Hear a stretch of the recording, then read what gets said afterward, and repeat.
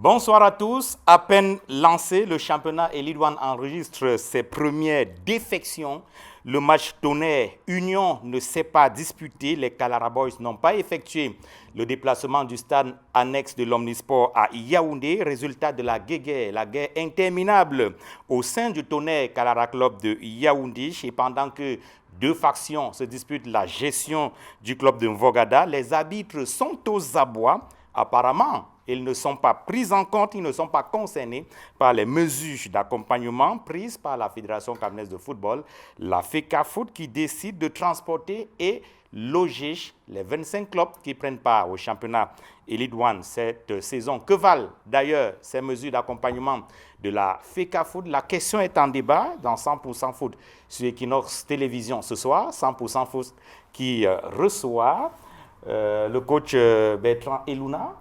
Bonsoir. Bonsoir à Cyril, bonsoir à tous les téléspectateurs. Bienvenue sur le plateau de 100% Foot. Merci. Vous n'êtes pas là aujourd'hui comme entraîneur.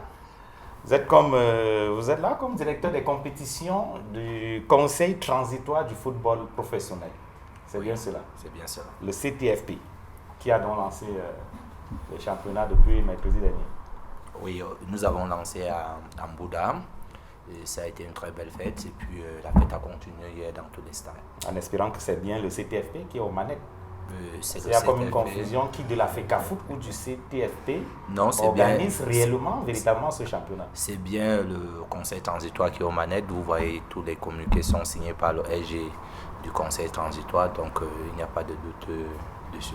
Merci d'avoir accepté notre invitation ce soir. Merci. Guy Roger Obama, bonsoir. Bonsoir Cyril, bonsoir également à tous les téléspectateurs. Bienvenue sur le plateau de 100% Foot. Merci. Vous êtes journaliste? Oui. Tout simplement. On s'arrête à cela. Non, journaliste des sports. Disons, j'ai une formation de journaliste complet, mais j'ai choisi... Vous êtes spécialisé dans la spécialisation du sport. Domaine du sport. Oui. Et vous parlez d'autorité aussi, et ça c'est le cas de dire. Disons que j'essaie de m'abreuver à la bonne source, à la bonne rivière, et j'essaie de dire ce qui est, à mon sens, bien et audible et compréhensible à tous et vérifiable. Vos informations ont rarement été battues en brèche. Oui, parce que j'ai fait l'effort d'être à la bonne source. J'ai fait un effort d'avoir un programme qui me permet de suivre toute l'actualité sportive au jour le jour. Donc c'est ça qui fait à un moment donné, quand je dis quelque chose, rarement ce que j'ai dit est démenti. En tout cas, vos belles informations, on espère qu'on les aura ce soir. Les téléspectateurs d'Equinox Télévision et notamment de 100% Foot, on espère qu'ils auront vos très bonnes informations ce soir. Merci d'avoir accepté notre invitation. Je suis là pour vous accompagner. Benjamin Amenda, bonsoir. Bonsoir Cyril, bonsoir à vos téléspectateurs, bonsoir aux co-panélistes. Merci pour l'invitation que vous avez bien voulu m'adresser pour prendre part à cette soirée. Une soirée de débat sportif, un débat que je pense bien va être républicain. Tout à fait. Les débats qui va contribuer à construire donc ce football. C'est pour ça que j'ai accepté votre invitation. Merci. Vous êtes, on dit quoi, arbitre ou ancien arbitre? Non, on dit arbitre, on est arbitre, c'est tout. On peut peut-être préciser qu'on n'est plus en activité et là vous allez ajouter. Donc vous allez donc précéder arbitre d'ancien. Je suis plus en activité, donc je suis ancien arbitre. J'ai fait ma reconversion pour être inspecteur des arbitres, pour être instructeur des arbitres, pour faire tout ce qu'il y a comme métier de reconversion dans le football. Donc je reste arbitre, mais je ne peux plus diriger un match officiel. En tout cas, vous êtes reconverti dans l'administration désormais. Absolument. Je suis dans tous les métiers liés au football, l'administration, la technique, l'arbitrage, l'enseignement, l'arbitrage. Je fais un peu de tout ce qui concerne le football. Merci d'avoir accepté l'invitation. C'est moi qui vous remercie. 100% Foot. C'est moi qui vous remercie, Cyril. Alain Danga, bonsoir. Bonsoir Cyril. Bienvenue sur Merci beaucoup. Equinox sur 100% Foot. C'est un plaisir d'être là. C'est un honneur que vous nous faites. Vous savez, votre émission, j'ai envie de dire que quand ça passe, c'est comme si le temps s'arrête, quoi. Et puis voilà. Donc on est heureux d'être ici ce soir. Vous êtes membre Chargé de la communication de la parenthèse sportive du Ndé, qui a mal démarré quand même. Ah ben oui. Vous faites face à Stade Renard. Ouais, ben nous avons un peu mal digéré ça, mais de toutes les façons, on se dit c'est le début et on a des choses à prouver dans ce championnat. Le championnat n'est pas long, hein?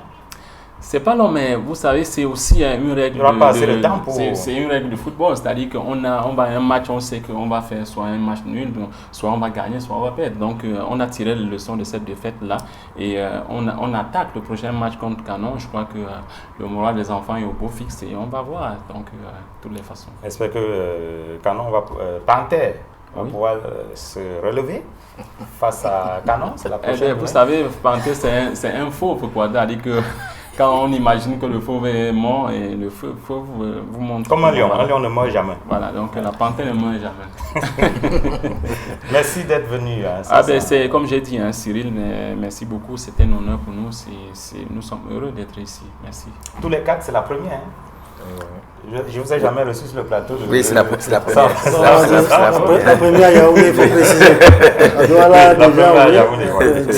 La première Yaoundé. Alors, puisque nous privilégions le jeu, nous allons démarrer donc par le jeu avec des images des rencontres de la première journée du championnat national de football Elite 1. La rencontre disputée entre APGS Dunfou et Djiko FC de Banjul. Djiko FC, les équipes sont dans leur couleur traditionnelle, APGS en bleu et blanc, Djiko FC en rouge et blanc. Les images, la rencontre qui s'est disputée à Douala, c'est le cas de le dire, et qui s'est achevé par la victoire de APGS qui a donc pris le dessus sur Djiko FC de Banjul. 3 buts contre 2, c'est bien cela, hein, le score de cette rencontre APGS contre Djiko FC. C'est une rencontre de la poule B, parce que la particularité de ce championnat, c'est qu'il se dispute en 2 sous-poules A et B, et que les clubs sont dans une espèce de bulle, hein. C'est-à-dire que vous êtes sur un, c'est pour au moins un mois. Là, on a les images de cette rencontre entre APGS Dunfou et Djiko FC de Banjul. Je le disais donc, victoire de Djiko FC sur le score de 3 buts contre 2. Les images qui nous sont envoyées par... Victoire d'APGS. Oui, victoire d'APGS. Victoire de Djiko. Non, c'est victoire. Merci de rectifier. Il faut donner la bonne information aux téléspectateurs. Merci d'avoir rectifié. C'est donc une victoire d'APGS, 3 buts contre 2. Sur ces images que nous envoient nos collègues de Douala et notamment Raoul Taboufoué, qui était donc au stade annexe de Bépanda pour suivre cette rencontre entre APGS et Djiko FC. On va écouter quelques réactions. D'abord, côté Djiko FC, il s'agit bien entendu de Alice Jean et de Dieudonné Kish. Tous les deux ont été rencontrés à la fin de ce match par Raoul Taboufoué. Vraiment satisfait par rapport à la victoire. Le plus important, c'est d'abord la victoire. Et quand on marque encore, la satisfaction est douce. Avec la venue de ce championnat, nous savons que ce championnat sera l'un des plus beaux championnats organisés, comme notre star national l'a dit. Et nous savons que nous devons nous donner le meilleur pour pouvoir progresser dans notre carrière. Et c'est ce que nous essayons de faire et que nous avons entamé comme ça. C'est un championnat qui sera très engagé. Donc les enjeux sont énormes. J'ai une nouvelle équipe rajeunie à 90%, donc vous voyez pourquoi comment je transpire à la fin du match. Il fallait bien entrer dans la compétition et essayer d'avoir les 3 premiers points pour continuer à s'améliorer le long de la compétition. Donc les 3 points sont bienvenus. C'est une belle formule. Nous espérons que physiquement les joueurs vont tenir. Nous allons faire le travail pour. Nous sommes d'abord, il faut louer le fait que nous revenons sur le terrain. C'est ça qui est le plus important pour nous. Le reste maintenant, nous avons à chaque équipe, à chaque coach, de réajuster son effectif. Voilà, vous avez donc suivi les acteurs côté APGS, hein? C'était bien des acteurs côté APGS. Maintenant, nous allons écouter les acteurs côté Djiko FC rencontrés par Raoul Taboufoué au thème de cette rencontre. Aujourd'hui, on retrouve cette compétition, c'est voilà pourquoi ça a été trop difficile pour nous. Mais bon, voilà, on est arrivé ce matin pour jouer à 16h. On avait un peu les problèmes d'acclimatation. Ça n'a pas été facile, mais au fil de la mesure, on va entrer dans la compétition doucement. On est venu ici pour jouer la première place.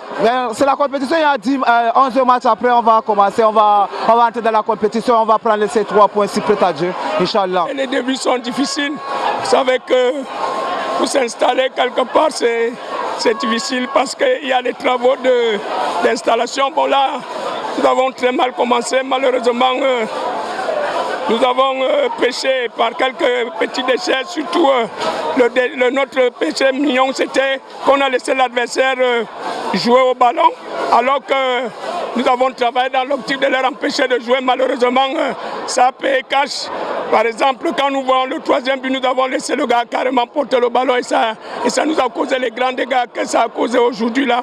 Donc nous avons perdu. Je crois qu'il est encore temps pour qu'on essaie de tout remobiliser au milieu du terrain. Le coach Dieudonné Nké de Djiko FC de Banjul, Djiko qui a perdu son premier match de la saison face à APGS, 2 buts contre 3. Il y avait une autre rencontre à Douala. Elle opposait les Astres de Douala et Racing de Bafoussam. Racing qui signait son comeback, son retour au sein de l'élite.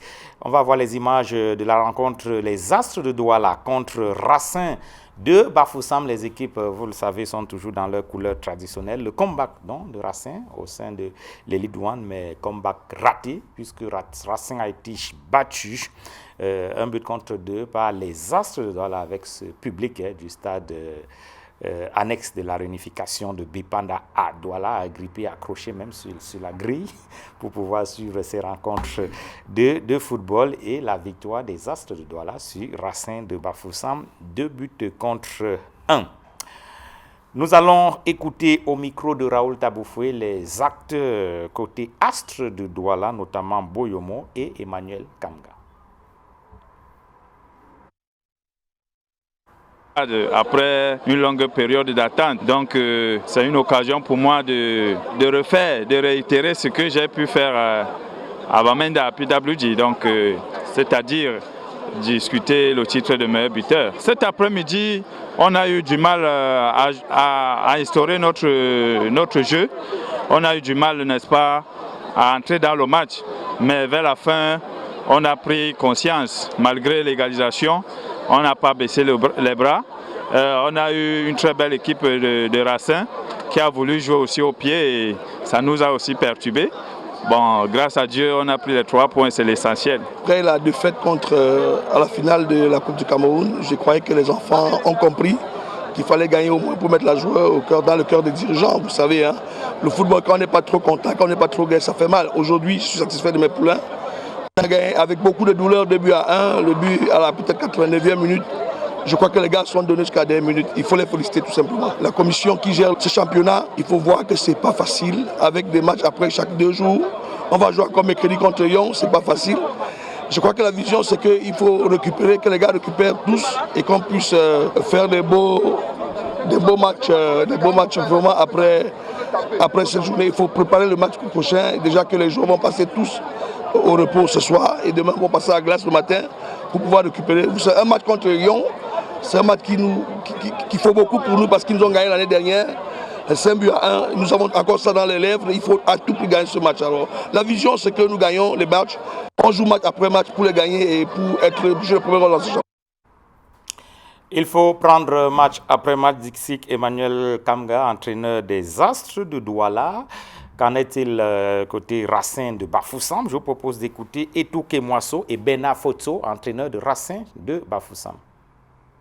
On n'a pas démérité quand même. On est venu montrer qu'on a une équipe et on va rester serein et on va continuer à travailler. Je ne veux pas accuser les arbitres, mais je veux aussi dire qu'on n'a pas pu concrétiser aussi au niveau de la finition Mais je pense qu'avec le travail, ça va aller. Même si Racing de Bafoussam a perdu, je crois que nous, les associés, je ne suis pas sûr qu'ils vont jouer les prochains matchs comme ça. Parce que nous avons pris beaucoup de coups, c'est vrai. Et c'est vrai, nous avons perdu. Mais je suis satisfait du jeu de mes enfants. Je pense que c'est comme Racing de Bafoussam doit jouer ce championnat, c'est que nous avons notre mot à dire. C'est vrai, on a commencé à trop discuter depuis la maison. Et ça paye cash, hein, ça paye cash. Le football n'aime pas ce genre de comportement et ce genre d'attitude que Racing de Bafoussam a eu. Depuis avant-hier, on ne dort pas. C'est vrai, mais je suis en train de croire que peut-être la paix est revenue dans la maison et nous allons jouer. Nous sommes en examen à la deuxième journée qui est mercredi et nous jouons dimanche, soit parce que nous allons aller revoir notre copie pour pouvoir faire tout pour gagner le prochain match. Bernard Fotso, entraîneur de Racing de Bafoussam, qui commence à signaler quelques petits ennuis dans les rangs de Bafoussam, alors qu'on n'en est qu'à la première journée de ce championnat. En tout cas, après Douala, il y avait également des rencontres à Yaoundé. On parle de cette rencontre Stade Renard contre Panthère Djundé, Stade Renard de Melon contre Panthère Djundé. La rencontre s'est disputée au stade militaire de Yaoundé. D'aucuns disent stade de Mwaikele. En tout cas, c'est plus connu sous son appellation de stade militaire de Yaoundé, stade Renard, qui a donc pris le dessus sur Panthère Sportive Djundé 2-0. Mauvaise entente de la partie pour le Fauve Djundé, Panthère Zumanto, qui a très mal démarré cette compétition en espérant qu'on aura les images de cette rencontre Panthère Djundé contre Stade Renard de Melon, ou alors Stade Renard de Melon contre Panthère Sportive Djundé. La rencontre qui s'est jouée avec sous les yeux d'un public de grand jour. Le stade militaire de Yaoundé pratiquement plein, peut-être pas à craquer, mais quand même du beau monde pour suivre cette rencontre entre Stade Renard et on voit l'un des buts de Stade Renard qui a pris le dessus sur Panthère Djundé alors que le gardien était complètement largué. Mauvaise sortie du gardien et l'attaquant n'a pas eu beaucoup de peine à se débarrasser du gardien d'inscrire dans l'un de ces buts. L'un de ces buts de Stade Renard qui a donc pris le dessus sur Panthère Djundé 2-0. On va écouter, alors qu'on voit également quelques groupes de danse, il faut dire que c'est un joueur de Stade Renard qui a inscrit les 2 buts. On va écouter le buteur et le capitaine de Stade Renard de Melon. Pour travailler durant la préparation et nous sommes arrivés ici avec la tête haute et nous avons suivi les consignes des dirigeants et des coachs. Bon, le coach principal nous a dit de jouer un bloc haut et on a respecté les consignes et c'est comme ça que le but est arrivé. Ce n'est pas le travail d'une seule personne, c'est le travail de toute l'équipe. Et je compte travailler pour pouvoir continuer à marquer. On devait faire un résultat positif en fait pour nous galvaniser davantage pour pouvoir approcher les prochaines séances dans de très bonnes conditions. Nos dirigeants, ils ont eu à nous préparer mentalement et physiquement par rapport à tout ce qui va se passer à ce championnat qui est très court et très intense. Donc ils ont tout donné en fait, ils nous ont donné nos armes. C'est maintenant à nous à les mettre au service de l'équipe en fait. Stade Renard de Melon qui ne cache pas ses ambitions dans ce championnat 2022. L'équipe vise pas moins que le titre de champion du Cameroun. C'était déjà l'objectif de la saison dernière. L'objectif n'a pas été atteint et cet objectif-là est renouvelé pour cette saison. Stade Renard qui espère bien terminer la saison comme champion du Cameroun. On va écouter cet entretien que nous a accordé Gabriel Zabo-Tozich, entraîneur de Stade Renard de Melon. Avec Gabriel Zabo, le coach Gabriel Zabo, entraîneur de Stade Renard de Melon. Stade Renard, vainqueur de Panthère Djundé 2-0 à l'issue de son tout premier match de cette nouvelle saison. C'était au stade militaire de Yaoundé. Coach, déjà, félicitations pour cette victoire. Racontez-nous un peu comment ça s'est passé. Merci Cyril. Je dis, il était question, n'est-ce pas, qu'on commence tambour battant. Parce que vous savez, c'est un championnat qui risque d'être très difficile. Déjà, en l'espace de 72 heures, il faudra, n'est-ce pas, rejouer encore un autre match. Donc, il ne faut pas laisser les points en route. Vous l'avez dit, le championnat va être difficile. C'est un match tous les 3, 4, 5 jours tout au plus. Ça suppose que sur le plan physique, il faudrait être prêt. Oui, il faudra être prêt sur le plan physique, il faudra être prêt sur le plan mental. Sur le plan mental, parce qu'il faut se surpasser. Et maintenant, ça va beaucoup se jouer au niveau de la récupération. Il faudra savoir, n'est-ce pas, récupérer, avoir des enfants disciplinés. Et je pense que le fait qu'on soit logés ensemble va favoriser, n'est-ce pas, cette récupération-là. Et maintenant, la jeunesse du groupe va aussi, n'est-ce pas, compter. Est-ce qu'il y a des objectifs spécifiques que les dirigeants vous ont assignés? C'est quoi? C'est la coupe? C'est le championnat? Il faut viser un titre cette saison? Depuis l'année de la saison dernière, l'objectif était de gagner le titre, tout au moins. Pourquoi? Parce que nous avions fait un recrutement pour, et nous n'étions, n'est-ce pas, les 3 points que nous avions retirés contre Dragon, on serait, n'est-ce pas, barragiste la saison dernière. Donc nous sommes partis sur cette lancée-là. Donc on n'a pas bougé l'effectif. L'effectif est resté à 80-85% le même. Nous avons apporté quelques réajustements. Le président, qui ne lésine pas sur les moyens, a insisté que cette saison, il faudrait qu'on réitère les ambitions de la saison dernière. On espère que Stade Rennais va atteindre ses objectifs avec vous, à la tête de l'équipe, la tête de l'encadrement, parce qu'on a très souvent vu la valse des entraîneurs. Mais vous savez, c'est tout à fait normal. Si le chemin comme ça dit que nous avons tracé n'a pas d'embûche, je pense que ça sera avec moi. Dans le cas contraire, c'est le club qui est placé au devant, ce n'est pas l'entraîneur. Donc si les ambitions semblent ne pas être atteintes, automatiquement je dois être viré. Donc, mais nous allons nous accrocher autant que faire se peut pour que, avec moi, nous arrivions, n'est-ce pas, au bout. Merci coach d'avoir répondu à nos questions. Stade Rennais de Melon qui a donc remporté son premier match de la saison 2-0 face à Panthère Djindé. C'était au stade militaire de Yaoundé. On va écouter d'autres réactions. On a pas mal d'images à vous montrer, les images de la première journée du championnat Elite One. On va d'abord marquer une pause pour revenir sur le plateau. Guy Roger Obama, je vous ai vu prendre beaucoup de notes pendant que les images défilaient à l'antenne, à l'écran. Alors voilà un entraîneur qui n'a pas peur du limogeage. Hein.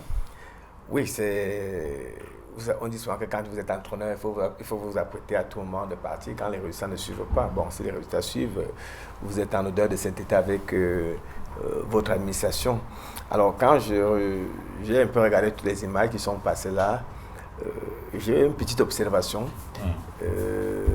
C'est comme si j'ai eu à lire des communiqués qui venaient du ministère des Sports où on insistait sur les mesures barrières.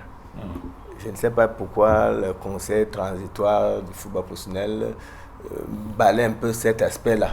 Lesquelles mesures? Il y a plusieurs mesures barrières. La distanciation, le port du masque, oui. Lavage de mains. Oui, j'ai été à l'annexe avant de me rendre au stade militaire. Vous savez que chaque journaliste a son angle. Donc je voulais m'assurer que ces mesures-là sont respectées. Parce que ça a été dicté presque dans une note qui venait de la tutelle. Donc il n'y a pas eu ces mesures. Et je constate également, les différents coachs l'ont évoqué, on constate qu'il y a encore des petits problèmes, des petits soucis au niveau des équipes. On a vu le Racing de Bafoussam. Ce n'est pas la première fois que le Racing de Bafoussam fait face à ce genre de situation. On a vu avant le match amical contre l'Union sportive de Douala, on a vu le coach se plaindre. Il voulait quelques jours d'acclimatation dans le littoral. Les dirigeants ont dit non, nous n'avons pas assez d'argent. Il faut, même si on joue à 12 heures et qu'on arrive à Douala à 10 heures, il n'y a pas de problème. L'essentiel est que le club soit là. Ouais, donc quand le coach vous dit, on a commencé à se disputer avant le match, j'ai relevé. Ça c'est Bernard Fosso. Bernard Fosso qui l'a dit. Et il dit on ne dort pas depuis 2 jours.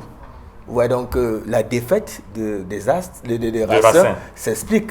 Puisque voilà l'entraîneur qui commence déjà à mettre... Est-ce que ce n'est pas un échappatoire pour l'entraîneur? En tout cas, c'est lui qui a parlé. Et c'est lui qui connaît les potentialités de son groupe. Autre chose, je constate également que les équipes, on constate que les équipes avaient envie de jouer. Parce que quand vous suivez Boyomo, le buteur des As qui dit on a du mal à entrer dans les rencontres, on constate que c'était vraiment... Les enfants avaient envie de jouer et il faut remettre les automatismes après peut-être 9 mois, 8 mois d'inactivité.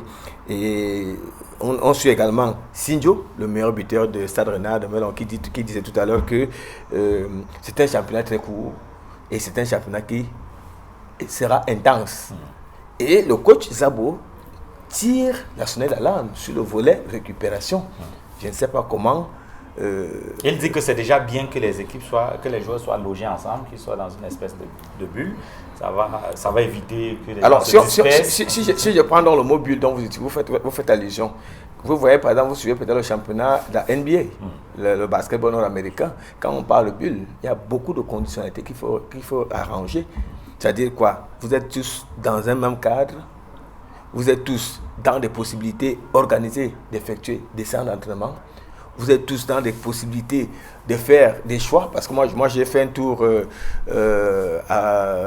dans l'hôtel d'un club, je ne veux pas le nommer, où on dit à l'équipe que non, nous on a préparé rien que le riz avec la sauce d'arachide. On ne tient pas compte que non, la sauce d'arachide pèse, il faut être... Donc vous voulez dire que les clubs, ils ont beau être logés, n'ont pas la possibilité de choisir leur menu. Les menus, il faut le dire sincèrement. Moi j'ai fait le tour dans 2 ou 3 hôtels où on imposait parfois le menu à... Bon, je ne veux pas mettre ça à la tête du conseil transitoire parce que... Il a dit que c'est le CTFP qui a la manœuvre. Hein, donc... Mais c'est la FECAFOOT qui a pris l'engagement d'héberger et de donner la restauration aux équipes. Voilà un peu la différence. Alors, Alain Danga, le coach Bernard Fotso, je ne sais pas si on doit dire qu'il a justifié un peu la défaite de Racing. Au sein de la Panthère, comment est-ce qu'on justifie la défaite face à Stade Rennais? Je crois qu'il faut d'abord dire que dans la Panthère, il y a le président, c'est Jules François Famon, qui apporte beaucoup pour cette équipe-là. Moi, je pense que ce qu'on va dire, c'est que les enfants ont reconnu leur faute. C'est-à-dire qu'on ne peut pas tirer sur les dirigeants et même encore sur le coach. Mais je crois qu'il y a eu un tribunal chasse aux sorcières après. Vous savez, de reconnaître leur faute. Non, mais en fait, vous savez, quand après un match, il faut débriefer, il faut des réunions déjà pour comprendre. Un peu comme vous faites dans votre rédaction, après une parution, je ne sais pas quoi, après une émission, vous pouvez débriefer. Tout à fait. Donc c'est un peu ça. Et puisque si on ne le fait pas, on ne peut pas... on peut tomber dans les... Et donc, au terme du débriefing, voilà, donc vous arrivez à la conclusion selon laquelle la faute, c'était les joueurs. Non, je veux dire... Puisque les joueurs disent qu'en fait, ils auraient pu faire mieux. Donc, ce qu'il faut dire, c'est que ces enfants-là, pour la plupart, c'est la première fois qu'ils se frottent à ce niveau de championnat. Donc, parce que dans notre équipe, la moyenne d'âge est de 20 ans en fait. Donc, c'est une pépinière que nous préparons en fait, comme ça que nous avons jeté comme un pavé dans la mare. De toutes les façons, c'est comme ça qu'il faut voir ça. Ce sont des faits. Maintenant, ils disent qu'ils ont pris l'ampleur mesure de cette situation-là et que la prochaine rencontre, c'est contre Canon. Donc, on va voir notre visage de la Panthère. Alors, moi, je suis un peu gêné parce que je ne sais pas si on a vu le même match et on était avec les mêmes acteurs. Parce que moi, je suis journaliste. Je me suis approché de certains joueurs de la Panthère. J'ai interviewé, j'ai les éléments sonores. Moi, je parle les preuves à l'appui qui m'ont dit qu'ils n'étaient pas dans les conditions de disputer ce match.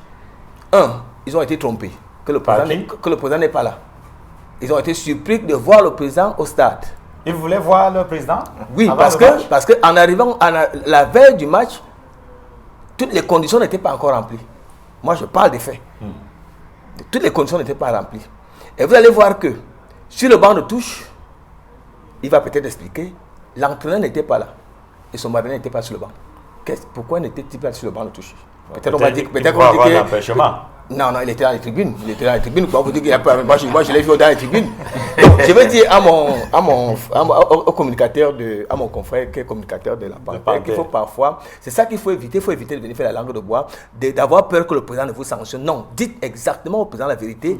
Et il ne va pas non plus venir livrer l'équipe en pâture. Voilà que je dis. Je dis par exemple que des joueurs m'ont dit... Vous pouvez le dire, mais ça ne doit pas venir de lui. M'ont dit... Mon cher grand frère, mon cher père, parce qu'il m'appelle, comme ils disent que je suis l'aîné, ils m'ont dit, mon père, nous sommes arrivés dans des conditions qui n'étaient pas correctes.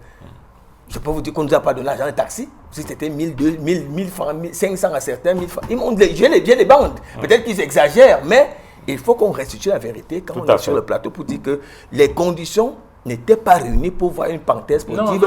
Mais peut-être face au Canon, les choses peuvent s'améliorer. Ce que je voudrais dire, vous avez une version des faits de ces enfants-là.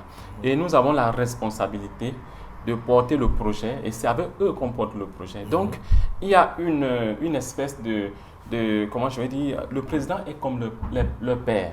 Vous voyez, donc on est conscient. Un père fouettard. On est, en fait, c'est un manager. Bon, de temps en temps, il faut quand même corriger un peu l'enfant. Attendez, donc vous ne pouvez pas dire ce que vous avez dit là. Je l'affirme parce que j'ai les preuves. Ce n'est pas ça le problème. Moi, je ne pense pas qu'en le disant, vous aidez ces enfants-là.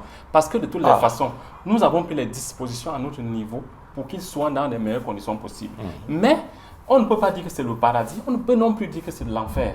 Donc si à un moment donné, nous nous rendons compte de ce qu'il y a un ensemble de choses qu'on n'a pas peut-être pris en compte, c'est l'occasion pour nous de nous remettre en question. Et de me remercier aussi, vous l'avez dit. Oh mais non, je ne parle pas de ce que vous dites là. Il dit de me remercier de vous avoir révélé ce qu'on parle. De toutes les façons, moi je pense que vous, en tant que journaliste, vous avez fait votre travail, mais il faut être très sûr de ce qu'on vous... Il y a la version des joueurs, mais l'administration de l'équipe peut avoir une autre lecture de la situation. Donc là, on comprend. Alors, Benjamin Amenda, de ce que vous avez vu, qu'est-ce que ça vous inspire? Première journée de championnat, le lancement, c'est parti. C'est bon? C'est sur les rails? On va dire que le championnat est sur les rails, nonobstant la défection du tournoi. On va en parler tout à l'heure. Mais au vu de ce que vous avez présenté comme image, je crois que, compte tenu de l'état du terrain, le spectacle est beau. On ne peut pas dire autrement. On a vu des joueurs bien évoluer, bien développer le jeu sur le terrain. Moi, je ne vais pas rentrer dans les cuisines internes des équipes. Ça ne m'intéresse pas. Que le président soit là ou pas, moi, je me limite à ce que nous voyons sur l'aire des jeux. Et je crois que pour un début, ce n'est pas mauvais, c'est une bonne chose. Ça a bien commencé. Aussi bien à Douala qu'à Yaoundé. Le public, pour moi, il n'était pas aussi nombreux. Comme vous l'avez dit, tout à l'heure, le stade militaire était plein. Je ne sais pas comment est-ce que vous qualifiez votre plein. Le stade militaire, c'est 2 titres, j'ai vu quand même, je ne sais pas s'il était même... Donc, vous savez, lorsqu'on sait que le Canon joue et que vous avez des places vides au stade militaire... On n'est pas encore au match de Canon. C'était le premier match, je crois. Non, Canon a joué le deuxième match. Non, je vais dire que c'est lui le premier. Ah, les gens, le public est venu après, donc. C'est-à-dire que Pantin n'a pas de public, vous voulez dire. Bon, ça, je vous le conseille, Heureusement qu'il est là, mais... On a vu... C'est lui qui le dit, c'est pas moi. Rassurez-vous, Pantin a beaucoup de support. Bon, c'est vous qui dites plein. Moi, j'ai vu quand même des sièges exagérément vides. C'était vraiment clairsemé. Mais j'ai dit au niveau du jeu, ça s'est bien passé. Je crois qu'il faut bien que ça continue comme ça. On espère. Ce qui m'intéresse, c'est les commentaires de l'entraîneur que vous avez interviewé. Il a dit des choses très intéressantes. Zabo a parlé de récupération et c'est la grosse question. Vous savez, moi je pense que les gens à la Fédé, là-bas, suivent bien vos émissions. Tout à fait. Moi j'ai fait une émission, je peux passer l'été à Douala avec vous. J'ai dit, les gens ont trompé M. Ito. Quand les gens lui ont dit le championnat va se jouer du 12 au 17 juillet, avec 12 clubs, 13 clubs. J'ai dit, attendez, soyons sérieux. Techniquement, c'est impossible. Sportivement, c'est impossible. Humainement, même, c'est impossible. En 4 mois, on ne pouvait pas jouer 26 journées. Et on lui a fait dire que la Coupe du Cameroun va se jouer en 2 semaines. Vous pouvez jouer quelle Coupe du Cameroun en 2 semaines? Le centre a 200 clubs. Quand il commence par les centièmes de finale, ça nous prend parfois 4 mois. Vous voulez dire que ça va s'arrêter là bientôt? Non, je ne veux pas dire. Je veux dire que c'est peut-être la formule pour arriver au bout. Mais que les gens soient réalistes. On ne peut pas jouer toutes les 72. Ce n'est pas possible. Communicateur, dites ça là-bas. Ça ne peut pas se faire. Déjà, pour jouer la petite CAN en 1 mois, au bout de la compétition, les équipes sont déjà finies. Et c'est des professionnels. Au bout d'1 mois, après 8 matchs intenses, c'est déjà fini. Et vous avez vu qu'à la CAN, le Cameroun a dû attendre, je crois, 7 jours pour jouer, je crois, le match de, je ne sais pas, quart de finale. Je sais pas pour jouer la Gambie. Oui. Mais vous dites que vous voulez jouer toutes les 72 heures avec nos joueurs qui étaient à manger le haricot. Et tout à l'heure, Guy Roger dit qu'on a préparé la sauce d'arachide, c'est ça, non? Le haricot, quelque chose comme ça. Et ce sont ces enfants qui vont manger ça pour jouer tous les 60. Non, n'amenez pas nos enfants à la réunion, ce n'est pas possible. Vous ne pouvez pas le faire. Soyons convaincants, soyons sérieux dans ce qu'on fait. C'est impossible. Dites ça au président et tout. C'est aussi simple que ça. On peut jouer encore en 8 sous-poules. C'est-à-dire que chaque équipe aura 3 matchs. Ça va faire un championnat. Mais pourvu qu'on respecte quand même une certaine éthique. Une éthique sanitaire, une éthique physique, une éthique même mentale. 72 heures, c'est les bons joueurs, ils sont des chefs de famille, non? Mais vous les bloquez, ils ont pendant un mois, ils font comment avec les enfants qui vont à l'école? Parce qu'ils ne peuvent plus rentrer. Vous jouez dimanche, vous ne pouvez pas rentrer. Vous venez de prendre l'exemple de la CAN. Vous ne pouvez pas rentrer. Quand un joueur va à la CAN, il sait que c'est pour moi un mois. C'est pour un mois, mais là, ils ont peut-être 4 mois. Parce que dès qu'ils quittent le site de Yaoundé, ils vont aussi de Garoua. Je ne sais pas s'il y a un site à Garoua. Ou bien ils vont aussi de Douala. De Bafoussam. Oui, Bafoussam, ils passent aussi un mois. Hein. Ça veut dire qu'ils abandonnent leur famille pendant 3 mois. Ils ne mettent plus pied. Ce sont les exigences. La preuve, c'est que vous avez joué dimanche. Vous jouez mercredi. Est-ce que vous pouvez rentrer à Bangaté? Non. Lorsque vous allez jouer de mercredi, vous ne pouvez plus rentrer pour jouer dimanche à Douala. Je ne sais pas si vous allez à Douala. Donc vous avez pris les joueurs en otage. Les chefs de famille, ils ont abandonné leur famille. Ça pose problème sur le plan social. Moi, je parle en tant que parent maintenant. Sur le plan social, ça me pose un problème. Mais qu'est-ce qu'il fallait faire? Puisque on est en mars et la CAF avec ses calendriers, il faut s'arrimer. Il y a une date où on doit livrer déjà les champions, ainsi de suite. Ne tuez donc pas les organismes des enfants parce qu'il faut le faire. Je vous ai dit, on pouvait jouer en 10 ou poules. Panthère a 4 matchs avant. Vous jouez. Si vous gagnez les 4 matchs. Un champion qui a eu 4 matchs avant. Ils auront combien? Vous aurez combien de matchs? Lorsque vous calculez, vous aurez combien de matchs? Il y a 13, on a 24 matchs. Ce n'est même pas sûr que vous devez. Alors, vous rentrez là dans des problèmes d'organisation. Je ne veux pas rentrer, mais je dis au niveau, pour répondre à la question sur le plan technique. Tout à fait. Ça a bien commencé. Les arbitres aussi, ça va? Non, les arbitres, tout à l'heure, en introduction, on a dit que les arbitres étaient aux abois. Non, les arbitres. J'ai dit apparemment. On a causé quand même avec quelques arbitres. Non, ils sont pas aux abois. Vous savez, la FECAFOOT. On va en parler tout à l'heure. Si vous permettez, on va en parler tout à l'heure. Vous avez soulevé des problèmes d'organisation. Là, on a l'organisateur sur le plateau.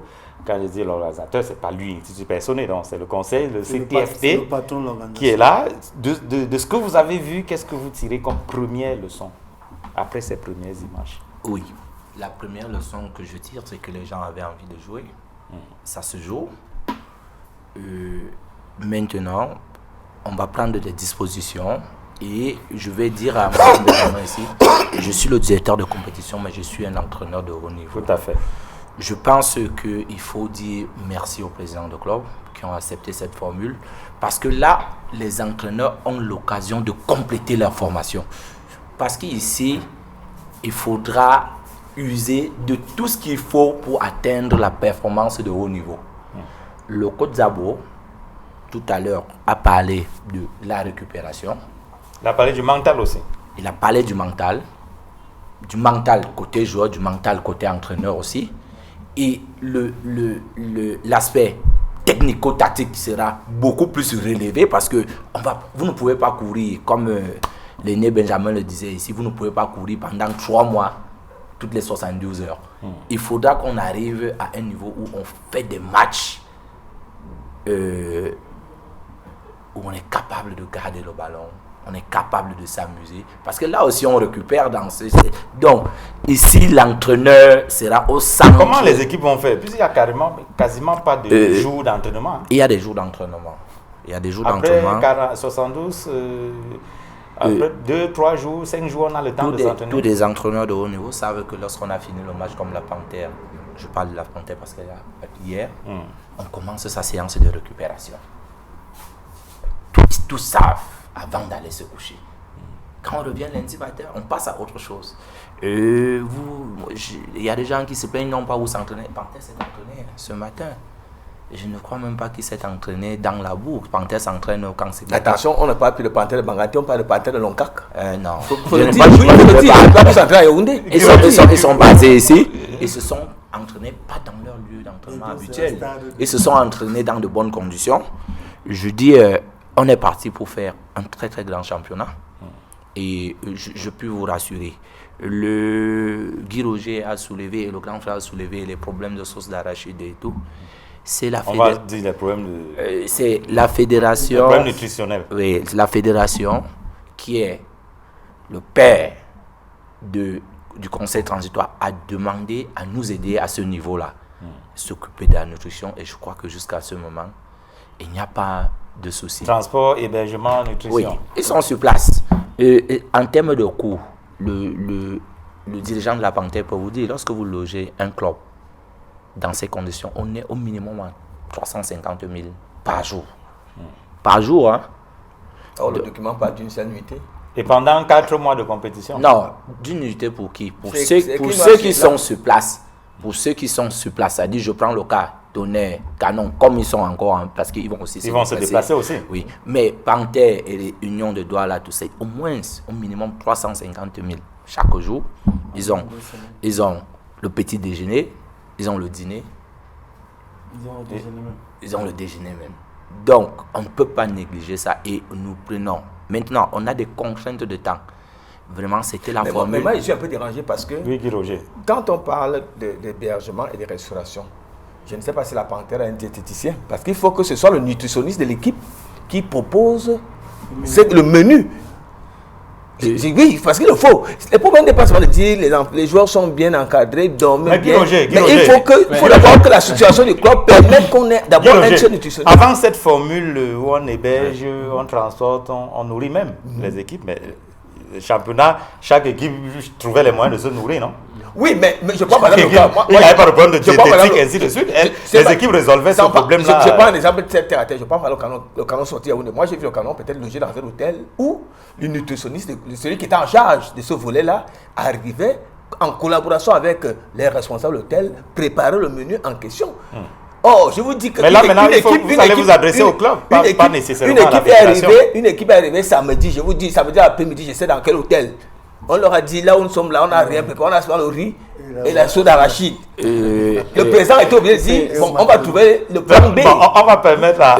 Guy Roger, ça, la fédération ni le conseil ne va aller donner un nutritionniste au club. Chaque club doit avoir son organisation. Même les problèmes de récupération, comme chaque club doit avoir son médecin, le kiné, sauf que dans nos clubs, on confond souvent le kiné et le médecin. On pense que c'est la même personne.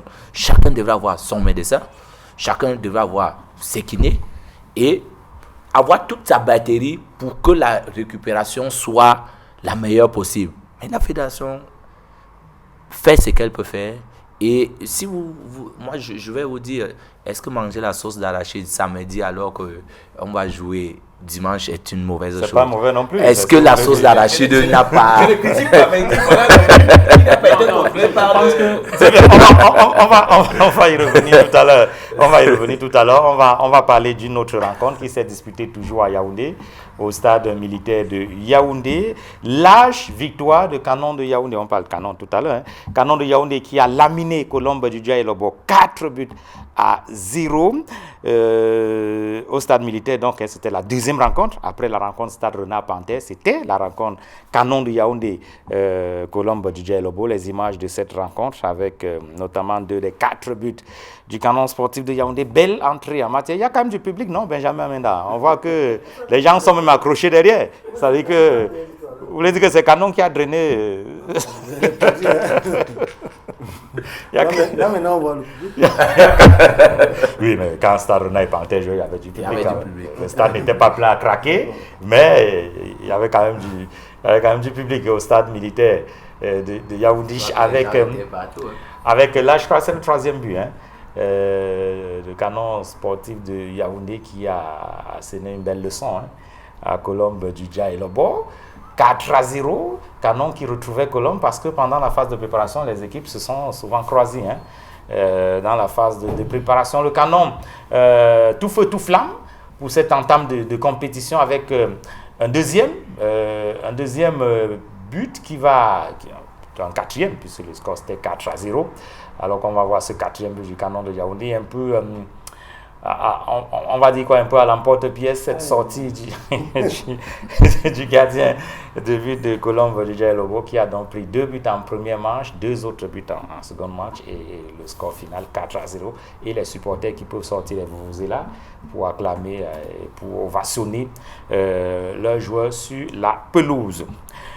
L'un des buteurs de Canon sportif de Yaoundé, c'est bien Ngon Atiati. Il rêve même, pourquoi pas, d'être meilleur buteur soulier d'or à la fin de ce championnat. Je vous propose d'écouter Ngon Atiati qui parle également des ambitions de Canon de Yaoundé dans cette saison qui démarre.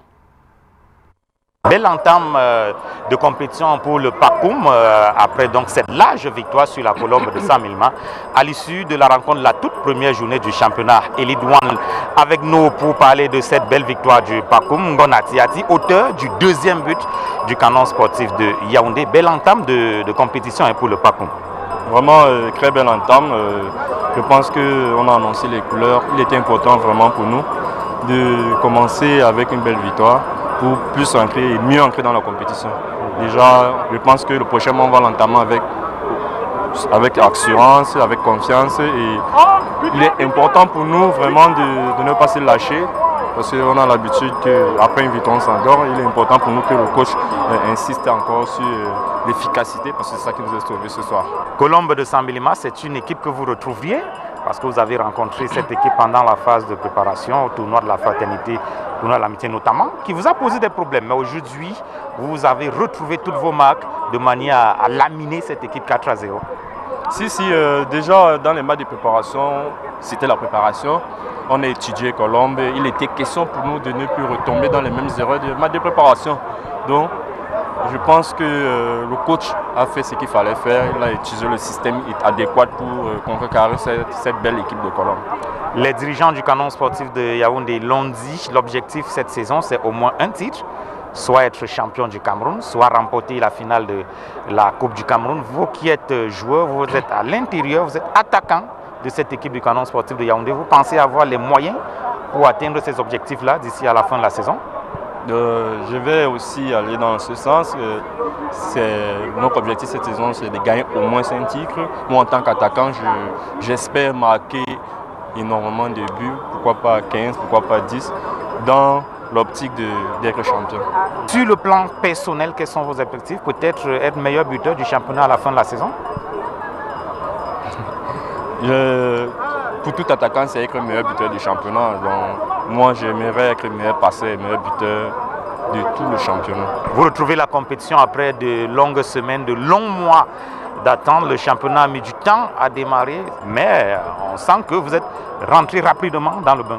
Non, on va dire que les sensations viennent petit à petit avec le retour des supporters vraiment qui nous poussent, ce sont des sensations qui reviennent au fur et à mesure et petit à petit. On espère que d'ici la prochaine journée, on va encore monter d'un cran. En tout cas, félicitations pour votre but et félicitations pour la victoire du canon de Yaoundé. Merci, merci.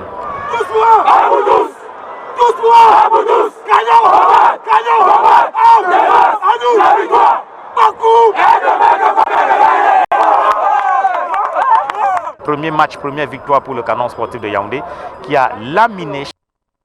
Pour le canon sportif de Yaoundé, Bertrand Eluna, on l'a suivi, Ngona Tiati qui dit la préparation, c'est la préparation, les matchs amicaux, ce sont les matchs amicaux. Là, maintenant, c'est la compétition. Oui, nous sommes en pleine compétition, mais je vais dire ici félicitations aux deux équipes. C'était un match de très haut niveau. 4-0?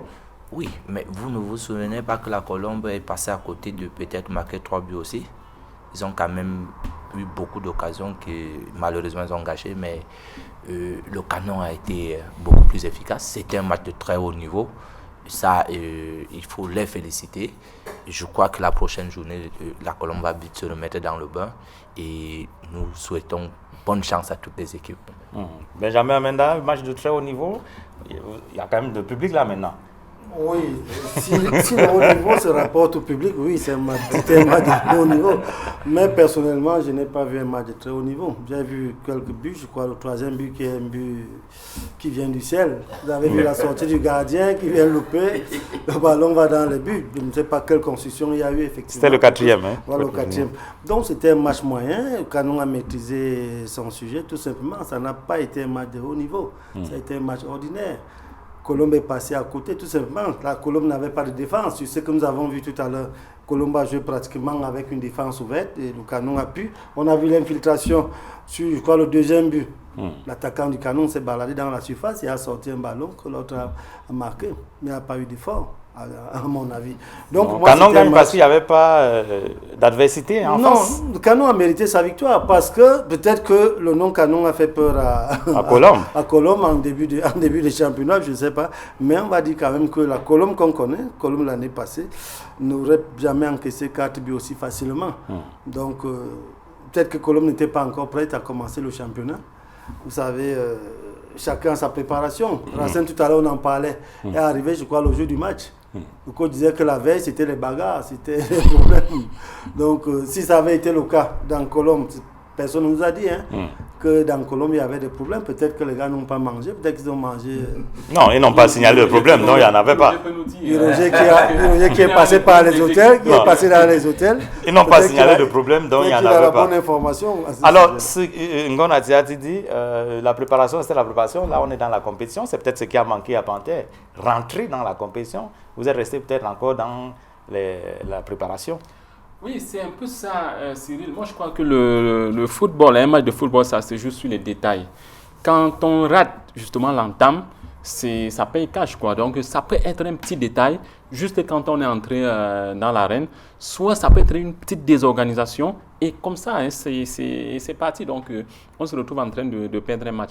Mais il y a quelque chose que je voudrais dire pour rattraper ce que Guy Roger a dit tout à l'heure. Il dit c'est Panthère de Loncargue, mais je pense il faut avoir du respect pour ces équipes-là. Il faut avoir du respect pour la communauté, pour le département d'Yaoundé. La Panthère, c'est une équipe mythique qui appartient à toute une communauté. 13 villages se reconnaissent dans cette équipe-là. Il ironisait, il faut le comprendre. Non, il était sérieux quand il le disait. Et puis le téléspectateur retient ça. Il faut déconstruire ça. Moi, je pense que c'est très grave de le dire ici. Ce que je veux dire, c'est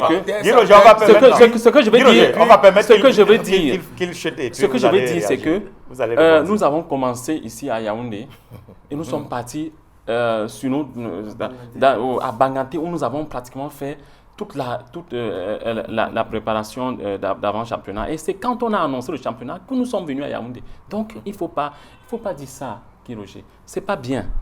Voilà, merci. Alors, je précise qu'on ne va pas... L'émission ne cible pas la Panthère. On parle du championnat dans son ensemble, toutes les équipes. Donc, c'est pas... on ne fait pas... On va dire quoi? On ne fait pas... En tout cas, on ne cible pas... la Panthère pratiquement. Il n'y a même pas de honte à cela. On a vu la Colombe s'entraîner à Yaoundé. Mais ce n'est pas le cas de la Panthère. La Panthère, je dis je voulais dire qu'on ne fait pas le procès de la Panthère. S'entraîne au stade du camp cycle de Loncargue depuis des mois. Oui. Moi, j'ai peut-être ironisé. J'en viens donc. Moi, je dis par rapport à... Je suis un peu gêné. Par ce que j'ai vu tout à l'heure.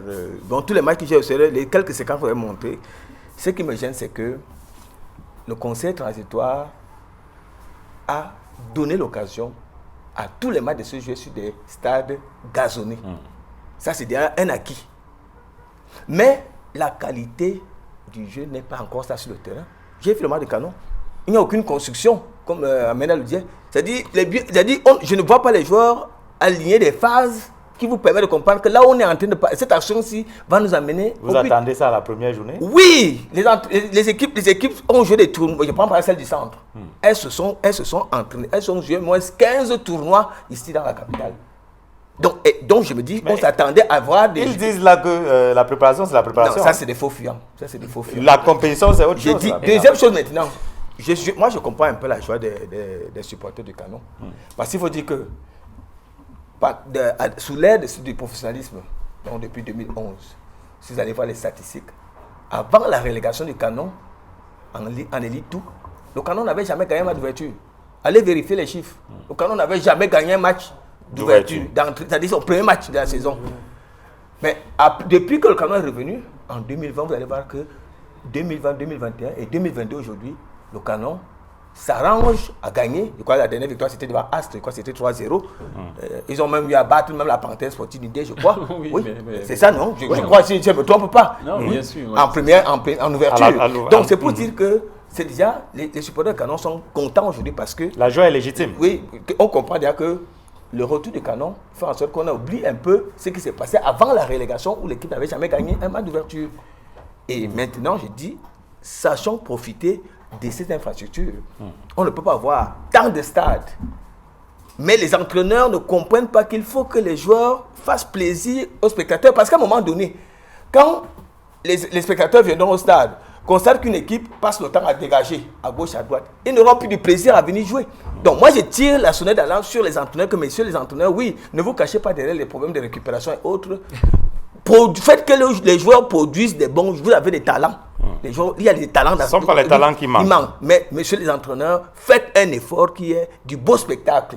C'est ça qui va continuer à amener les spectateurs au stade. Mais si on arrive au stade, on sait qu'on va voir Obama FC mouiller, prendre 4-0, sans foutre rien sur le terrain, ça ne sera pas beau. Très bien. Profitons de ces infrastructures que nous avons. Il y avait match à Bafoussam également. On a vu des matchs à Douala, à Yaoundé. Il y avait match à Bafoussam également. Et à Bafoussam, Fofo de Baham a pris le dessus sur Avion Académie d'Unkam. 1-0. Nous allons revivre l'ambiance au stade, en tout cas l'ambiance à Bafoussam avec notre reporter Vivien Tonfak. Fofo Club de Baham et Avion FC d'Unkam quittent actuellement les vestiaires pour rejoindre l'aire de jeu pour leur match de la première journée du championnat national Elite One. Dominateur pendant cette première période, le club du Rocher Sacré a logiquement ouvert la marque à la 27e minute. Au départ d'un coup franc bien placé à 20 mètres des buts de Avion FC d'Unkam, Stéphane Ikpeme d'un tir surpuissant a battu le gardien d'Avion FC d'Unkam pour Fofo Club de Baham 1. Avion FC 0. Après avoir concédé l'ouverture du score, Avion FC d'Unkam a tenté de revenir à la marque. Mais la frappe sèche sur coup franc de Vital Ayouk est largement passée au-dessus des buts de Fofo Club de Baham, gardé par Ibrahima. Avion FC d'Unkam a fait montre de sa volonté de rapidement remettre les pendules à l'heure à l'entame de la seconde manche. À la suite d'une belle offensive menée sur le côté gauche, Philippe Banen fait un centre coupé d'une splendide parade par Ibrahima. Très remuant sur son côté, Nasser Njoya fait un centre pour Arthur Banen qui met la balle dans le petit filet. Quelques minutes plus tôt, une frappe lourde de Philippe Famé passée au-dessus de la barre transversale. Les deux joueurs intervertissent les rôles sur l'occasion suivante, mais Ibrahima est imperturbable dans sa cage. Malgré la pression d'Avion FC d'Unkam, Fofo Club de Baham réussit à tenir le bon bout jusqu'au coup de sifflet final. L'entraîneur d'Avion FC d'Unkam reconnaît que ses attaquants ont été maladroits. Nous avons manqué de baraka aujourd'hui. Le but nous a fui. Je pense qu'on va continuer à travailler au niveau de la finition et essayer de s'améliorer aujourd'hui. Nous avons vu que sur le plan athlétique, les gars ont tenu. Maintenant, c'est sur le plan de la finition que nous avons besoin de progresser. Malgré la victoire, le capitaine de Fofo Club Baham est conscient de ce qu'il y a encore beaucoup de réglages à effectuer afin que cette équipe devienne une véritable machine. C'est vrai que nous avons joué, mais on a un peu peiné à la deuxième mi-temps.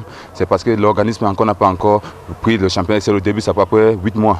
8 mois que nous n'avons pas eu à jouer. Mais je pense qu'avec le temps, au fur et à mesure que les matchs vont s'enchaîner, je pense que nous allons régler les petits manquements qui restent à faire. Je peux dire aussi qu'on a failli aussi au niveau de la défense. À un moment, nous étions un peu à bout de souffle. On peut ainsi dire.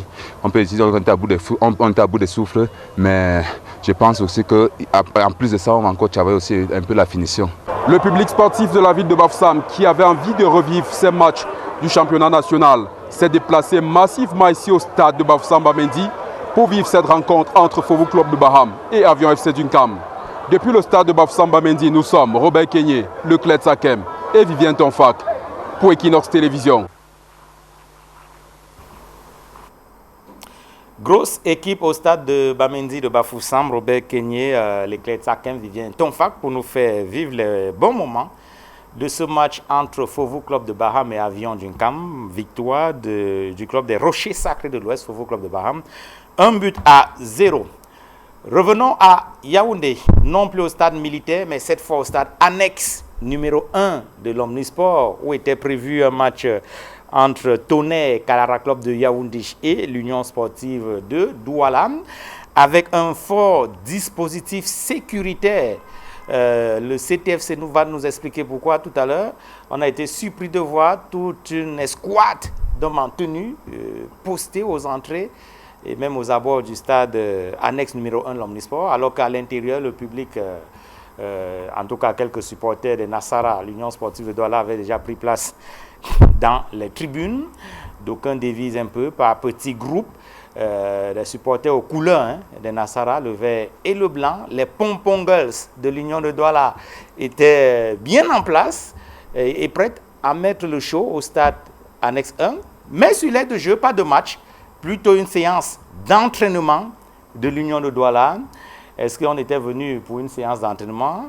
En tout cas, c'est bien à quoi on assiste finalement. Sur l'aire de jeu du stade annexe numéro 1 de l'Omnisport, c'est plutôt une séance d'entraînement de l'Union sportive de Douala et les Pompon Girls qui ont l'air de s'ennuyer parce qu'elles n'arrivent pas à mettre le show comme elles auraient dû.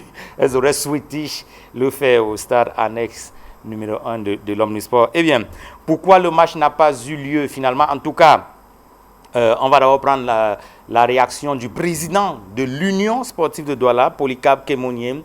Pourquoi le match n'a pas eu lieu? C'est parce que Tonnerre Kalara Club ne s'est pas présenté. On attend que la commission d'homologation et de discipline siège pour qu'on sache si c'est un forfait, si l'Union gagne 3 points. De toutes les façons, même s'il y a 3 points, ces 3 points n'ont pas la même saveur que s'ils avaient été obtenus au cours du jeu. L'Union voulait 3,7, mais en jouant, pas en gagnant par forfait. On va écouter le président Polycarpe Kémonier de l'Union sportive de Douala. Je vous prie, messieurs, de bien tendre l'oreille parce que vous avez cette affaire de sponsor. Quel est le sponsor qui doit être abordé?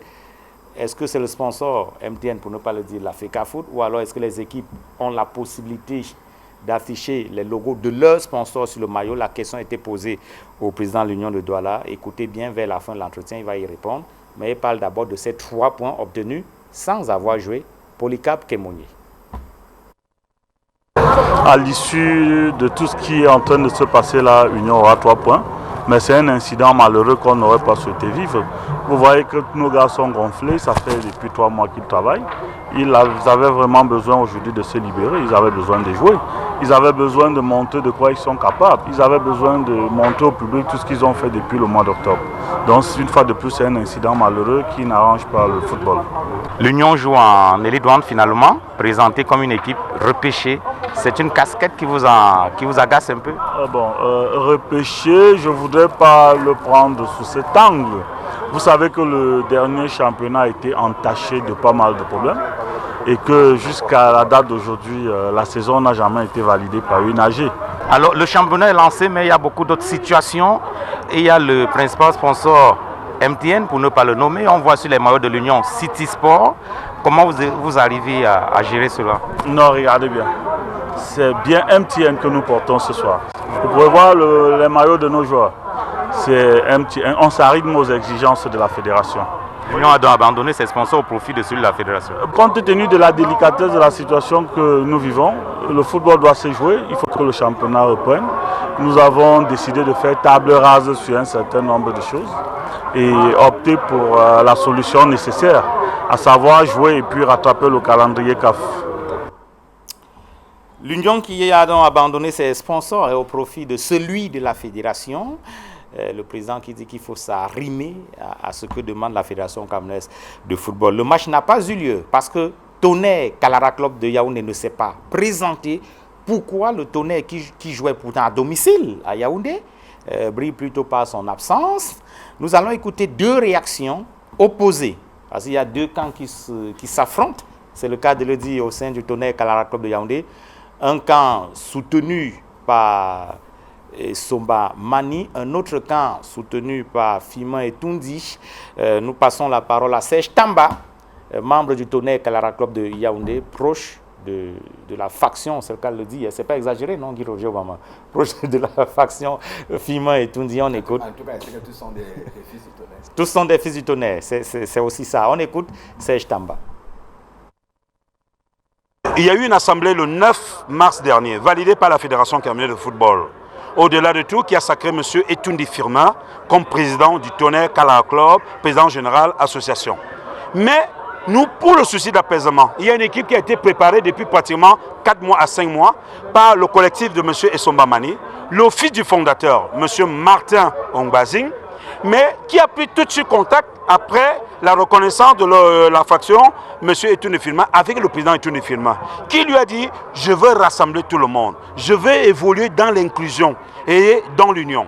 Et il allait le rencontrer, il lui a dit « Tu continues tes missions de président chargé du football professionnel ». Nous avons dit « Nous maintenons le coach, nous maintenons tout le monde. Nous maintenons d'abord la stabilité de l'équipe pour qu'on ne dise pas que parce que M. Etoundi Firmin a été élu président du Tonnerre, qu'il est venu créer les embrouilles. » Et depuis vendredi, ils ont délogé les joueurs de Yaoundé pour Ngoumou.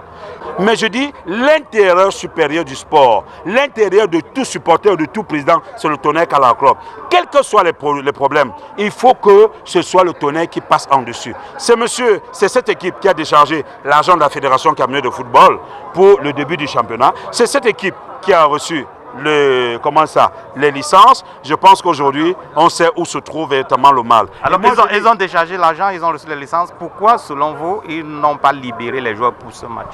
Ils n'ont pas libéré les joueurs parce que un président qui était suspendu depuis 2018 le 1er novembre 2018 par la Ligue départementale du football du Fundu, et qui a eu la tolérance, comment ça, généreuse de l'exécutif ancien, de l'ancien exécutif de la Fédération camerounaise de football, qui s'est affirmé à ne pas appliquer les sentences des décisions de justice, a décidé de le maintenir. Maintenant qu'il y a une certaine, comment ça, traçabilité, une certaine clairvoyance qui anime le nouvel exécutif, ils ont pensé que ça sera facile. Voilà, Serge Tamba, vous l'avez suivi, l'équipe est à Ngoumou. L'équipe ne réside pas dans l'hôtel choisi par la FECAFOOT, puisque c'est la FECAFOOT qui loge les joueurs. L'équipe s'est déplacée pour Ngoumou et c'est à partir de Ngoumou que nous avons pu entrer en contact avec l'autre faction, celle de Somba Mani, accusée d'avoir séquestré les joueurs. Il a Ngoumou avec les joueurs, il ne les a pas libérés pour qu'ils viennent disputer ce match contre l'Union de Douala. Il ne s'agit pas de séquestration, disent-ils. L'équipe est toujours en stage et attend que les licences lui soient apportées, que ces matchs soient normalement programmés et l'équipe viendra jouer. En tout cas, on va écouter Vivier Bienvenu Biquet, qui est communicateur du TKC, mais version Essomba Mani. C'est Sombamani qui a affilié l'équipe Tonnerre, c'est Sombamani qui a introduit les demandes de licence, le système TMS, FECAFOOT, FIFA Connect et autres. Donc, je ne pense pas que quelqu'un peut séquestrer ce qui lui appartient. C'est tout simplement une histoire de stage, parce que je vous ai dit que dans notre chronogramme, il figurera en bonne place le stage à une semaine du démarrage du championnat. Malheureusement, nous sommes arrivés à 5 jours du démarrage du championnat, mais c'est pas grave. Nous sommes là. Parler de séquestration, ce sont des intrigues qui n'ont pas lieu d'être. De toutes les façons, au-delà des allégations, nous restons sur une position légale. Nous sommes en stage, nous attendons les licences et on va les jouer, c'est tout. Lorsque vous me posez la question de savoir si le président Essomba Mani était à cette AG, je dois déjà vous dire que vous ne pouvez pas dire une chose et son contraire. Le président Essomba Mani a estimé que c'était un non-événement parce que pas du tout convoqué par lui qui pourvoit à tout, président général légitime du Tonnerre Kalara Club de Yaoundé. Il a également estimé qu'une assemblée générale qui a laissé entendre que c'était une rencontre des supporters, bien évidemment, s'est révélée à une assemblée générale. Non seulement on a trompé la vigilance du sous-préfet de Yaoundé Premier, on a également induit la Fédération camerounaise de football en erreur en allant les présenter, n'est-ce pas, des papiers qui n'ont aucun fondement. Le président Essomba Mani n'a pas pris part à ces assises parce qu'il a considéré que c'était un non-événement. Voilà, on a écouté les deux parties. CTFP, Conseil transitoire du football professionnel, c'est vous qui organisez le championnat. Si, à votre niveau, vous savez pourquoi Tonnerre n'a pas joué? À notre niveau, on ne sait pas pourquoi Tonnerre n'a pas joué. Nous, on organise le championnat. Le Tonnerre Kalara Club était bel et bien programmé. Il y a des dirigeants qui étaient au stade avec des licences. Il y a un autre dirigeant qui, lui, a les joueurs. Ils ne sont pas venus. La commission fédérale d'homologation et de discipline va faire son travail. Nous, on attend. On n'a rien à dire. C'est un problème interne. Un problème interne au TKC? Oui. Benjamin Amenda, est-ce qu'après avoir écouté les deux parties, on comprend pourquoi Tonnerre n'a pas joué? J'ai voulu comprendre de la bouche du directeur des compétitions. Et là, il m'embarrasse encore une fois. Parce qu'il vous dit, un dirigeant était au stade avec licence, un autre dirigeant était avec les joueurs. Ça veut dire qu'il y a deux dirigeants. Le CTFP reconnaît qu'il y a deux dirigeants dans le Tonnerre. Comment on fonctionne comme ça dans le foot, avec deux dirigeants? C'est curieux. Non, moi je pense que si les textes étaient appliqués, avant le début de chaque championnat, il est clairement dit que chaque club tient une assemblée générale. Il dépose les résolutions de l'Assemblée générale à la Fédération camerounaise de football. Est-ce que M. Essomba Mani l'avait fait lorsqu'il a tenu, c'est pas moi, une assemblée il y a, je crois, 2 ou 3 mois? S'il l'a fait, comment on a fait pour tenir notre assemblée le 4 mars? C'est le 9 mars. Le 9 mars. Moi, je ne sais pas. C'est ça le problème. Appliquer les textes de la Fédération. Il est clairement dit qu'à chaque début du championnat, tout le monde, tous les clubs, vous avez tenu votre assemblée dans la Panthère. Et Tonnerre a fait comment? Canon a tenu, moi j'ai suivi, Canon a tenu une assemblée. Un conseil d'administration plutôt. Un conseil d'administration, je ne sais pas. Bon, en tout cas, si l'assemblée entérine les résolutions, si l'assemblée entérine. Mais le Tonnerre, je ne sais pas quelle assemblée a été tenue. Le directeur des compétitions ne connaît pas lui-même qui est dirigeant de Tonnerre. Il vous dit qu'un avait la licence et l'autre avait les joueurs. Donc lui-même, celui qui se présente est dirigeant du Tonnerre. Et là, non, lui fait son travail, il programme. Oui, à suivre ce qui vient d'être dit tout à l'heure, ça, c'est encore un problème je sais pas, ou de récupération, ou d'environnement. J'ai de la peine à comprendre. Il me paraît que la fédération a fait cause pour Monsieur Sa Majesté Firmin Etundi. Mais on dit, est-ce qu'il n'y a pas eu l'autorisation du sous-préfet pour tenir cette assemblée? Il n'y a pas eu ceci pour tenir cette assemblée. Comment la Fédé fait donc pour valider cette assemblée? La première chose dans une assemblée, c'est l'autorisation du sous-préfet. Si vous n'avez pas d'autorisation du sous-préfet, comment vous faites pour réunir? Mais si les travaux n'ont pas été interrompus. Non, comment vous faites? Juridiquement, ces travaux sont nuls. Puisque la première chose qu'il faut faire, quand on lit, c'est l'autorisation de vous réunir. Si on n'a pas lu l'autorisation, moi je suis libre de se dire non, ça c'est une réunion clandestine. C'est aussi simple que ça. Mais vous avez fait des associations, vous faites des associations comme nous tous. Tout à fait. Première chose, lisez l'autorisation qui nous permet de nous réunir ici. Si vous ne lisez pas, moi je ne suis pas là. Parce que tout ce que nous allons prendre comme décision sera attaqué. Et celui qui va attaquer aura forcément gain de cause. Donc je ne sais pas comment ça s'est passé, c'est juste une analyse. On a suivi une faction qui disait que la FECAFOOT était représentée le 9 mars. La FECAFOOT n'est pas une autorité administrative.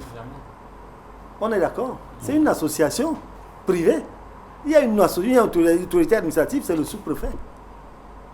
Ce n'est même pas le gouverneur qui donne l'autorisation, c'est le sous-préfet qui a habilité territorialement compétent. C'est lui seul qui peut donner l'autorisation, le récépissé des déclarations. Donc, je ne sais pas comment ça s'est passé. Peut-être qu'il faut, vous qui êtes journaliste, Guy Royer va certainement fouiller. Mais c'est pas beau à entendre ce qui se passe avec le tonnerre. On comprend que le canon, pour le moment, ça va encore. Mais j'ai bien peur. Vous pensez que ça va... Non, vous savez comment ça se passe toujours là-bas. Non, vous n'allez pas être un oiseau de attendez, mauvais voilà augure le même canon, discours. Quand on dit, le discours de l'autre côté dit les Mbogada. Monsieur Firmin ne serait pas Mbogada. Il serait, je crois, Yanda, quelque chose comme ça. Et Yanda ne peut pas diriger le tonnerre. Bon, vous savez qu'à on ne va pas faire le débat sur les appartenances. Non, je dis, c'est comme ça que des dirigeants. Vous savez que c'est comme ça que ça a toujours commencé. Et c'est l'avantage que Pantera, par exemple, ils ont 13 chefs. Vous ne pouvez pas arriver là-bas pour dire que... On vous dit, votre chef c'est qui? Pour dire, il est, je mais sais Pantera a connu des secousses. Hein. Peut-être mais il y a accalmie, tous sont alors, Guy Rocher Obama, un dirigeant a les licences, sans joueurs. Un autre dirigeant a les joueurs sans licence. Comment ça s'explique? Bon, moi je ne vais pas entrer dans ce débat. Je vais indexer le conseil transitoire du football professionnel. Bertrand Luna, le directeur de compétition, dit que son travail, il fait la programmation. Je vais l'indexer. Et les équipes sont libres de venir Parce jouer. que quand on parle de football professionnel, il y a des préalables qu'il faut prendre avant toute chose. Vous allez voir, si on dit match, vous voyez, le 25, vendredi prochain, on aura le match Cameroun-Algérie.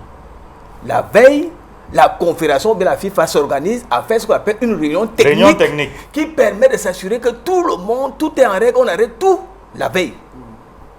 C'est-à-dire, on sait que dans cette réunion technique, on connaît déjà donc tous les joueurs qui sont là. On vous dit que tel joueur a déjà le carton, il ne peut pas jouer. On fait des préparatifs préalables. Ça veut donc dire quoi?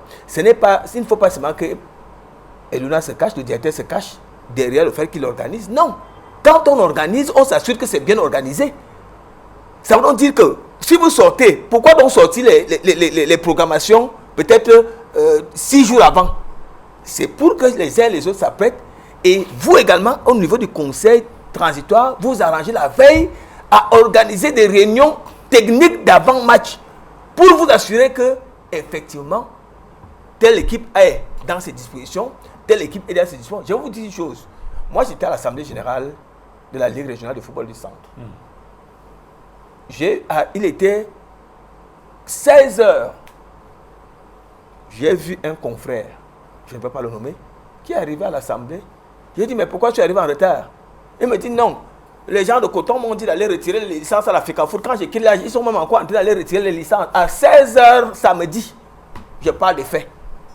Je ne sais pas le confrère, il nous regarde, il se reconnaît. Or, voilà donc des équipes qui, moins de 24 heures avant le coup d'envoi de leur rencontre le lendemain, sont encore au niveau de la Fédération camerounaise de football en train de chercher leur licence. Le conseil aurait dit, demain, on sait qu'à 13h, Canon joue contre Tonnerre, joue contre Union, la veille, on s'assure que tout est en règle. La veille, on s'assure que tout est en règle. Et ça fait en sorte que S'il y a un détail qui manque, on peut rattraper ou bien on trouve une solution. Et ce qui arrive aujourd'hui, comme on le dit, ça fait mal que ce soit une équipe mythique comme le Tonnerre qui soit dans cette situation où on se dispute la paternité des joueurs. Moi, ça me dérange. J'ai écouté les uns et les autres, mais je dis je suis dérangé parce que voilà une famille qui doit s'asseoir et s'accorder sur l'essentiel qui est de faire en sorte que le Tonnerre évite le forfait général. Parce que le forfait général va reléguer le Tonnerre, non pas en élite tout, mais en deuxième division dans le centre. Il faudra encore repartir à 0 pour arriver en élite tout. Ce n'est pas facile parce qu'il faudra passer par les Interpol et maintenant remonter. Donc moi je dis que le conseil transitoire du football professionnel assume pleinement sa fonction dans l'organisation des matchs. Alors, dites-nous donc comment ce match a été organisé. Le conseil transitoire est en train d'assumer pleinement son rôle.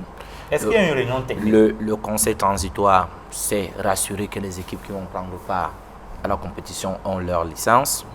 Nous avons les équipes se déplaçant, on a demandé que les réunions techniques se fassent 3 heures de temps avant le match. Ce qui a été fait. Mais ça, c'est le jour du match? Oui. Ça ne pas de la veille. Mais le match était prévu. Non, c'est le jour du match. Non, je parle du point international. Quand on est professionnel, c'est avec. Le match était prévu à 15h. Le match était prévu à 15h. Dans réunion technique, logiquement, à 12h. 12h. Et je vais dire ici, 72 heures avant, nous étions rassurés par la fédération que les dirigeants du Tonnerre et les dirigeants de l'Union ont retiré leur licence. Ils sont là, ils nous écoutent. Ça veut dire 72 heures avant. Les dirigeants. Les dirigeants. Il faut savoir maintenant lequel. Les dirigeants du Tonnerre avaient retiré leur licence. Et ça, dès que nous on est rassurés que les dirigeants ont des licences et que leurs joueurs peuvent jouer, on n'est pas des policiers pour contrôler qui a des joueurs, qui n'a pas des joueurs. Vous comprenez un peu. À 12 heures, c'est pendant la réunion technique qu'on se rend compte qu'il y a un petit souci. Le commissaire du match dit, bon, lui il a 15 minutes pour constater l'absence à la réunion technique. Il a attendu ces 15 minutes et les dirigeants sont arrivés avec des licences. Bon, le commissaire avait déjà constaté l'absence à la réunion technique.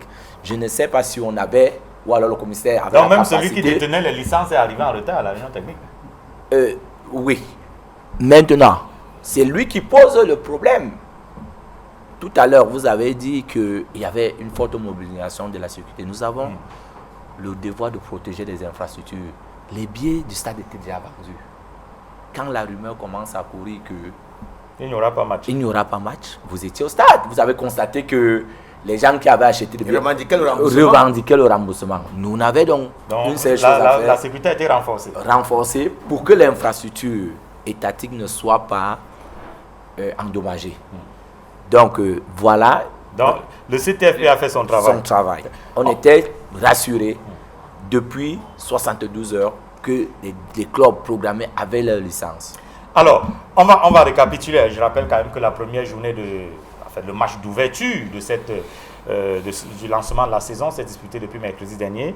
Et vous savez que Bambutos de Bouddha avait pris le dessus sur PWD de Bamenda 1-0. On va voir dans les tableaux de cette première journée les résultats complets de la première journée du championnat Elite One. Je le disais donc, Bambutos de Bouddha qui a pris le dessus sur PWD 1-0, victoire de Fovu de Baham sur Avion Dunkam 1-0, nul d'un but partout entre New Star de Douala et Ofta de Kribi, victoire de Stade Renard sur Panthère Dundé 2-0, lâche victoire, c'est le carton du jour d'ailleurs, de Canon de Yaoundé sur Colombe du Dja et Lobo, 4-0, APGS a pris le dessus sur Djiko FC de Banjoun, 3 buts contre 2, victoire des Astres sur Racing 2-1, Faux Vazu et AS Fortuna se séparent dos à dos. Un but partout. UMS de Loum prend le dessus sur Yafoot 1-0. Victoire de Edding 3-0 sur Renaissance de Ngoumou. La rencontre Coton-Dragon ne s'est pas disputée. Coton est engagé en compétition internationale. La deuxième journée est annoncée déjà mercredi prochain dans la poule A. les affiches sur le site de Yaoundé, au stade annexe numéro 1 de l'Omnisport, à 13h30. 13h30. Canon de Yaoundé, Panthère Dundé, 15h30, TKC contre Colombe de Djelobom. Toujours sur le site de Yaoundé, mais cette fois au stade annexe B à Olembe, 15h. Union de Douala contre Renaissance, contre Stade Renard de Mélon, sur le site de Douala, stade annexe de la réunification, 14h. Les Astres contre Yon Sport Academy, 16h. AS Fortuna, Djiko FC de Banjun. Et au stade la réunification, cette fois dans la cuvette de Bepanda, 18h, c'est un match à nocturne. APGS de Fou contre Fauve Azur dans cette poule A, Racine de Bafoussam est exemple de la deuxième journée. Dans la poule B, à Bafoussam, mercredi prochain, Stade Fotso Victor de Banjun, 13h30. Fovu de Baham contre PWZ de Bamenda, 15h30. New Stade de Douala Bamboutos de Bouddha, au stade municipal de Bouddha. 15h, Avion d'Uncam contre Ofta de Kribi, à Limbe, au Middle Farm Stadium, 13h30. Yafoot contre Renaissance, 15h30. Dragon contre UMS. Et jeudi, pas mercredi, jeudi, au Limbe Omnisport Stadium, 15h, Edin Sport La Lequier contre Coton Sport de Garoua. Alors, il y a un problème. Parce qu'il faut le dire, je ne sais pas comment le conseil va gérer la situation de mercredi prochain à Yaoundé. Il faut dire qu'il y a un match international qui va se jouer au stade Omnisport de Yaoundé, qui va opposer le Tchad à la Gambie dans le cadre des préliminaires de qualification pour la CAN 2023. Je ne sais donc pas, est-ce que en même temps qu'on joue au stade de sport, dans la cuvette de Vanilla. Non, je dis en même temps qu'on joue au stade de sport, on joue au stade annexe, c'est un peu... Le problème, il est résolu. Oui, voilà. Il est résolu. Le premier match qui devait se jouer à l'annexe 1 et va se jouer à Olembe et le Canon joue la Panthère. Le Canon joue contre la Panthère au stade de Ngouakele à 16h. Donc c'était bien que je soulève qu'il y va avoir cohabitation entre deux matchs. C'est au stade Ngouakele, stade militaire. Stade Ngouakele. Voilà. Bon, vous dites stade Ngouakele. À 16h. Donc j'ai sauvé les équipes. J'ai sauvé que Panthère. C'est pas seulement des choses négatives. C'est pas uniquement des choses négatives. Alors, on parlait de ces mesures d'accompagnement, je le disais d'entrée. Benjamin Amenda, les équipes sont transportées, sont logées, sont nourries, mais on a eu des arbitres qui nous ont dit que ils étaient un peu les laissés pour compte.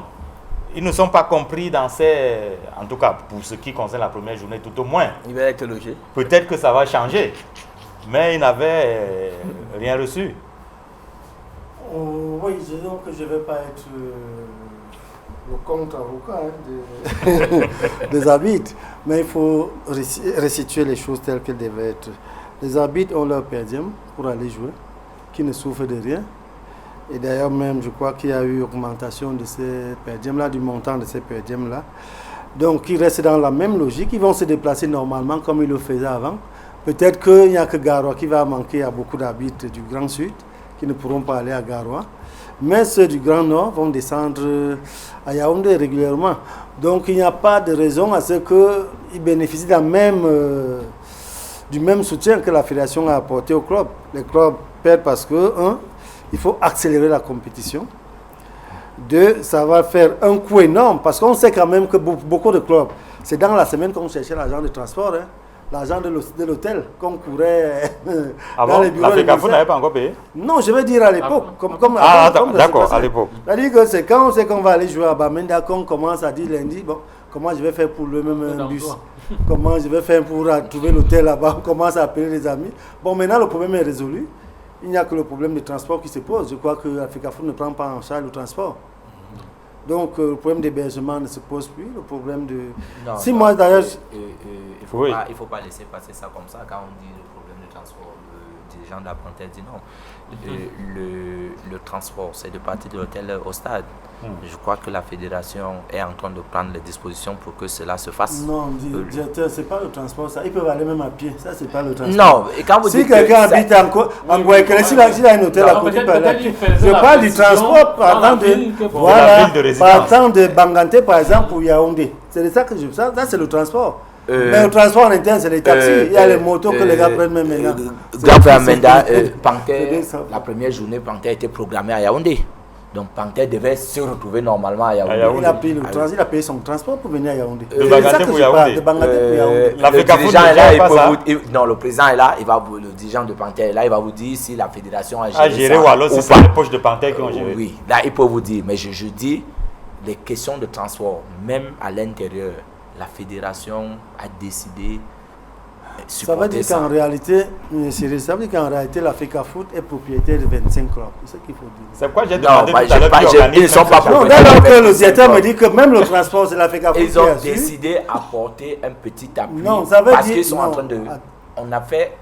On fait un championnat par regroupement. Ils ont décidé. Ça, et puis si c'était même ça, c'est le père du football. Mais attends, quand il décide d'aider ses enfants, il ne faut pas qu'on fasse comme si non. Un propriétaire de sur la plainte des habits, est-ce que ce n'est pas logique de voir que si on a pris certaines mesures, certaines commodités pour les clubs, les arbitres aussi devraient s'attendre à quelque chose? Alors, ce que vous êtes en train de dire, peut-être qu'Amadan n'était pas au stade le dimanche. Nous étions au stade. Non, je n'ai pas voulu citer les simplement dit. Non, je lui dis que nous étions au stade ensemble. Tout à fait. Parce qu'il faut rester à vérité. D'accord. Donc, nous étions dans le stade. Il faut dire qu'à la fin de tous les matchs, que ce soit le premier ou le deuxième, chaque arbitre qui était au stade là, regardait si le SMS est arrivé. Le SMS était. Quand moi j'ai quitté le stade, je suis quitté le stade le jour là à 19h. Le dépôt est arrivé. Il n'y avait aucun SMS dans les téléphones des arbitres. Pire encore, ceux qui ont approché la presse ont eu à dire ceci. Mais comment c'est fait? Donc ça veut dire que les arbitres ne sont pas des acteurs. Nous qui courons derrière, les autres, on les nourrit. Nous les arbitres, nous n'avons pas d'avantage. En tout cas, c'était des plaintes qui ont été posées à nous, la presse. Et on le dit aujourd'hui. Donc, j'ai dit que Ahmed a le bénéfice du doute parce qu'il n'était pas au stade, mais ses collègues, tes arbitres qui étaient là, étaient encore, quand moi j'ai parti ça à 19h moins, les gars, même à Bafoussam partout, les gars me disaient que on est venu. Il n'y a qu'un commissaire qui m'a dit ceci que moi j'ai quand même eu mes 35 000. Il y a un commissaire qui a dit non, même comme l'arbitre pleure là. Moi j'ai mes 35 000 qui sont arrivés dans mon SMS. Bon, donc c'est la tête chercheuse. Je ne sais pas. Alors, le président de l'Union, on va rapidement le dire tout à l'heure, on va rapidement évoquer cela en une seconde chacun parce qu'on est pratiquement à la fin. On a suivi le président Polycarpe Kamounié tout à l'heure. Il disait, nous, on a retiré nos sponsors, nos logos, on joue avec le sponsor de la fédération. Panther, comment vous gérez ça? Le problème s'est posé, non? À notre niveau, on a accepté que effectivement c'est la fédération qui donne le là.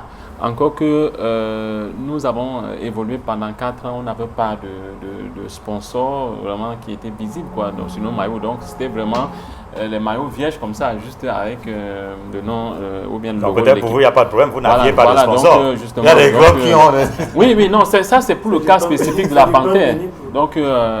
oui, parce que le sponsor était nous-mêmes et en même temps... Alors, vous qui êtes au c'est quoi? CTFP. On a un club comme Canon, par exemple. Oui. Pour prendre juste cet exemple-là. Son maillot est rempli de sponsors. Oui. À un moment donné, on a senti comme un bras de fer entre l'équipe et la FECAFOOT. Non, je crois qu'il n'y aura pas de bras de fer. Les choses sont en train de se mettre en place. Il y aura une discussion entre le sponsor et les clubs. D'abord, ils ont déjà discuté. Les clubs savent quelles sont les conditions de MTN. Ils savent exactement où ils sont en train d'aller. Donc, c'est pas, il ne faut pas créer la polémique là où il n'y a pas. On voit ce qui se passe. On a tenu compte que Canon avait déjà ses sponsors. Et quand MTN s'engage, ça veut dire qu'il s'engage à résoudre tous les problèmes qui peuvent... Parce que ça peut être un problème juridique. Donc, ils ont pris des dispositions et je crois que dans les prochains jours, ça ira beaucoup plus mieux. Un mot sur cette question. Avec lequel des sponsors faut-il jouer? La fédération ou bien les équipes gardent leurs sponsors? Non, le problème c'est au niveau des textes. Qu'est-ce qui a été conclu entre MTN et la fédération? Est-ce que c'est un contrat exclusif ou alors c'est un contrat inclusif? Il faut voir. Vous voyez bien en Europe qu'un club a 3-4 sponsors, ça ne pose aucun problème. Chacun a sa part dans le maillot, sa part de de publicité dans le maillot du joueur ou bien de l'entraîneur. Mais ici, on a envie de constater que MTN a pris tout en charge. Donc, devrait mettre de côté tous les autres sponsors. Et ça va être malheureux pour notre football. C'est pour ça que j'ai dit tantôt que finalement, j'ai l'impression que l'Africa Foot est propriétaire de 25 clubs. Non, moi, je pense Parce que à qui on impose donc tout, ce qui n'est pas une mauvaise chose. Imaginez-vous si MTN donne 1 milliard à chaque club. Que ça ne poserait aucun problème. J'ai dit tout est dans le montant de l'enveloppe maintenant. Tout est dans le montant de l'enveloppe. Je ne sais pas combien ça donne. Tout est dans le montant de l'enveloppe. Et c'est l'Africa Foot qui gère tout. On vous a dit tout à l'heure. Et je crois que bientôt l'Africa va acheter des bus à tous les clubs. Hein? Non, c'était dit dans la campagne, il faut le savoir. À tous les clubs auront un bus que l'Africa Foot va vous offrir. Et là, on va tout droit vers un professionnalisme avec un seul propriétaire. Alors, c'est l'Africa Foot. Guy Roger Obama, sur la question des sponsors. Je suis un peu gêné parce que quand les chiffres sont cachés, ça m'embarrasse un peu. Je crois que j'ai été le premier à annoncer que chaque club a eu 12 millions en Elite One. Moi, je l'ai annoncé. Et je parle encore sur le contrôle de mon confrère de Banganté. Ils ont encore perçu 3 millions de francs CFA pour les équipements. Alors, quand on donnait dans ces équipements, est-ce qu'on n'avait pas tenu compte que MTN allait arriver? Je ne sais pas. Et maintenant, je suis un peu dérangé parce que j'ai peur que ce problème éclate dans les prochains jours. Tout le monde joue. Tout le monde est amené à adopter le logo du nouveau sponsor du football sur leur maillot. J'espère qu'ils vont aussi nous dire qu'est-ce qui se cache derrière cette transaction. Parce que jusqu'à ce jour, je ne sais pas si les clubs voient clair tout autour de... C'est pas vous voyez qu'il y a la réticence de beaucoup de clubs. Quand on va vous dire que par exemple Broly, sans publicité, me rapporte tant. Alors, justement, on pèse le pour et le contre. Oui, est-ce que le sponsor de la fédération, ce qu'il donne, est-ce que c'est supérieur à ce que mes sponsors... Mais Cyril, il y a eu un contrat. Je ne pense pas qu'un sponsor arrive dans une équipe comme ça, là, sans signer un contrat. Il faut connaître la durée du contrat. Et ça devient une donnée juridique. Mais il y a aussi la consistance du montant. Non, au-delà de la consistance. Si par exemple le sponsor, le Canon, lui donne actuellement 300 000 francs par... Non. Il donne des exemples. Alors que MTN propose 15 000. C'est pas, je dis qu'ils vont peser le pour et le contre, non? Je dis, si Broly dit, on a signé le contrat avec Canon et que ça va mettre 5 ans, et on a des thèmes, les différents thèmes. Il n'est pas question de casser avant 5 ans. Voilà. Et même quand c'est prévu que peut-être il y aura une rupture de contrat, il y a des articles qui sont contenus dans ce contrat-là qui disent exactement, dans cette situation, ce qu'il y a lieu de faire. D'accord. Voilà, donc il ne faut pas... D'accord. Je pense que c'est assez légitime ce que vous dites, mais Canon est dans ses droits. Et comme le directeur de compétition l'a si bien dit, il y a des choses qui sont en train de... Il y a certaines dispositions qui sont en train d'être prises pour régler ce genre de problème. Vous savez, la parole d'évangile n'a jamais réveillé un mort. Ça, c'est ta parole contre la tienne. Moi, je pense qu'ils ont non, c'est une citation du village. Bon, ben, je suis d'accord. C'est l'expression consacrée, mais de toutes les façons, nous espérons qu'il ne devrait pas se poser de problème entre les sponsors qui étaient là avant et MTN qui vient d'arriver et qui fait beaucoup pour notre football. Très bien, on va dire, pour sortir de ce programme, juste un petit mot des Lions rentables qui vont donc affronter l'Algérie vendredi 25 mars prochain. C'est le match aller, voilà, des barrages qualificatifs à la Coupe du Monde Qatar 2022. On rappelle que le staff technique, Rigobert sont aux côtés du président de l'Africa Foot et de les adjoints de Rigobert sont, ils étaient au stade annexe de la réunification. Ils ont suivi les rencontres de Douala. La première journée du championnat s'est déroulée donc sous les yeux du président de la fédération, l'ambassadeur itinérant Albert Roger Mila. On a d'ailleurs les images de cette présence-là. Rigobert sont le sélectionneur et ses adjoints, vous les voyez là dans les tribunes du stade annexe de Bépanda, qui font d'ailleurs de petits gestes. Peut-être qu'ils ont déniché quelques jeunes talents là. En tout cas, Rigobert et ses adjoints ont bien suivi, n'est-ce pas, les rencontres du stade annexe de Bépanda à Douala. Et les Lions, vous savez, ont entamé le stage préparatoire à la rencontre de vendredi prochain contre l'Algérie. Le ministre des Sports était à Douala. Également, il a visité quelques infrastructures. Narcisse Mouelé Kombi parle de ce match Cameroun-Algérie. Nous accueillons ici, à Japoma, une très importante rencontre entre le Cameroun et l'Algérie. rencontre comptant pour les barrages des éliminatoires de la Coupe du Monde Qatar 2022. Coupe du Monde à laquelle les Lions indomptables aspirent à participer, ce en vertu de quoi le chef de l'État et les pouvoirs publics n'ont ménagé aucun et ne ménagent aucun moyen pour permettre à nos valeureux Lions indomptables d'évoluer dans les meilleures conditions possibles, mais aussi pour permettre l'accueil de nos adversaires, c'est-à-dire les Fennecs d'Algérie, dans les conditions qui sont dignes du Cameroun, qui s'est hissé aux premières loges de l'organisation de grands événements sportifs internationaux.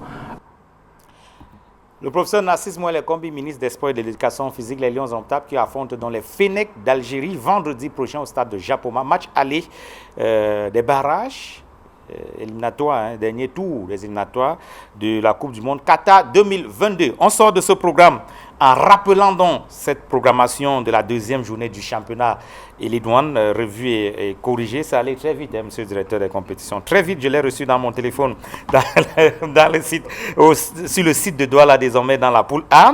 Retenez donc, c'est 16h. 16h au stade de la Réunification, APGS contre Faux-Vazur. Stade annexe, 14h, AS Fortuna contre Diko FC. 16h, les Astres contre Young Sport Academy. Donc plus de matchs en nocturne. Il n'y a plus de matchs de 18h au stade de la Réunification. Donc à l'annexe, 14h, AS Fortuna contre Diko FC.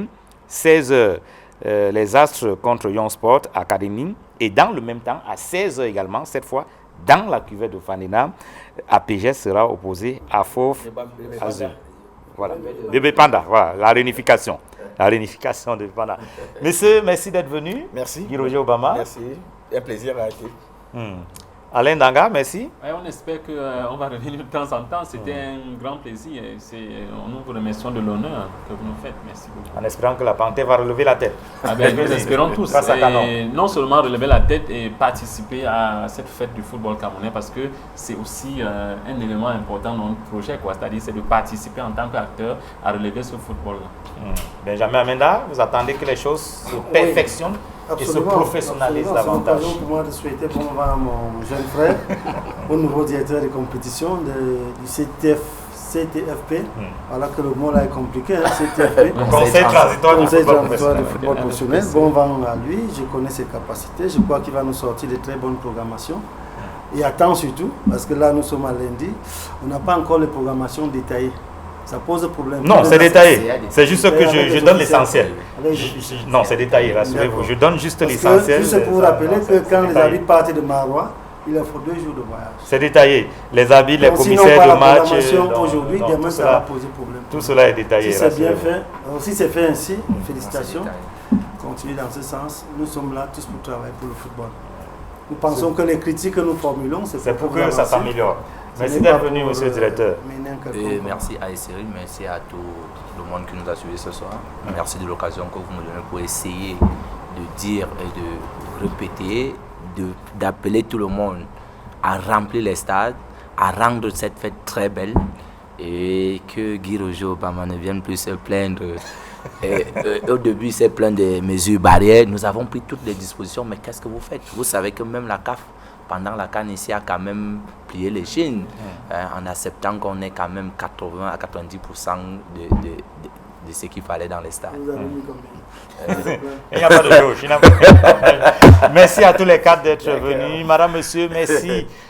Téléspectateurs d'Equinox, merci d'avoir regardé cette autre livraison de 100% foot. Restez sur les programmes d'Equinox Télévision. Bonsoir.